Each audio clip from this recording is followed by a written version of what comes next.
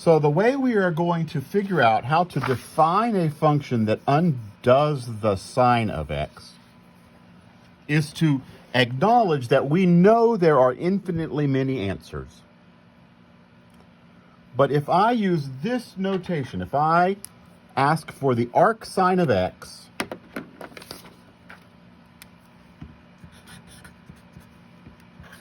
if I ask for the arc sine of x, I am asking for an angle that lives over here between negative pi over 2 and pi over 2. So the arc sine of an angle is the one choice. There's only one that will work between negative pi over 2 and pi over 2. So in this case, the arc sine of 1/2, it has to be over here, has to be between negative pi over 2 and pi over 2. The answer would have to be pi over 6. Even though there are infinitely many choices for the x, the angle that gives me the sine of 1/2, if I ask for the arc sine of 1/2, I'm looking for the angle, right? This is the angle. Y is the angle whose sine is x with y between negative pi over 2 and pi over 2. Arc sine lives in the first quadrant or the fourth quadrant, but make sure if you talk about a fourth quadrant angle that you talk about it as a negative angle.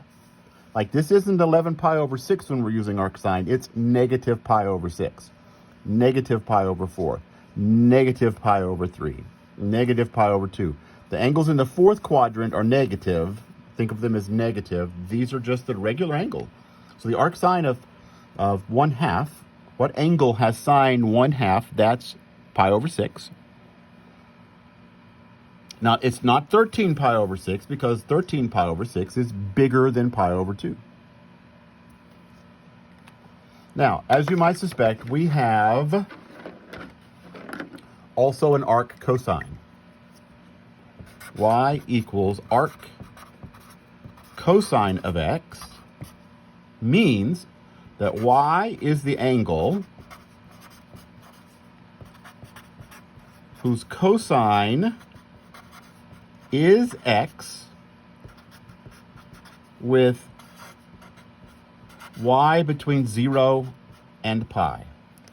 So for the arc cosine, we're looking for an angle up in the top half, the first or second quadrant. And I'm going to do plenty of examples here in just a minute.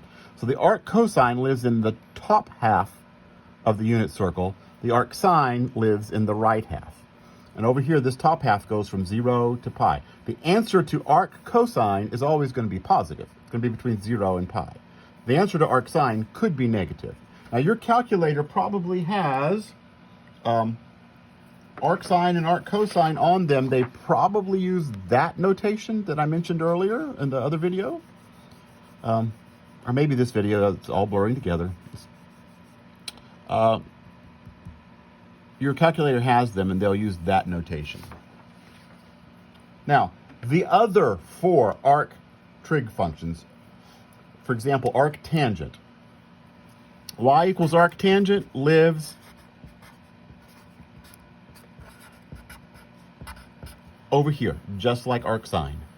The answer to arc tangent is an angle over here. Now, the answer can't be negative pi over 2 or pi over 2 because those angles don't have tangents, but it can be anything between them. And the opposite of sine, not opposite, the reciprocal sign is the cosecant. So arc cosecant also lives over here. The answer has to be in these 2 quadrants, with this one being negative, except it can never be 0 because the cosecant of 0 is undefined.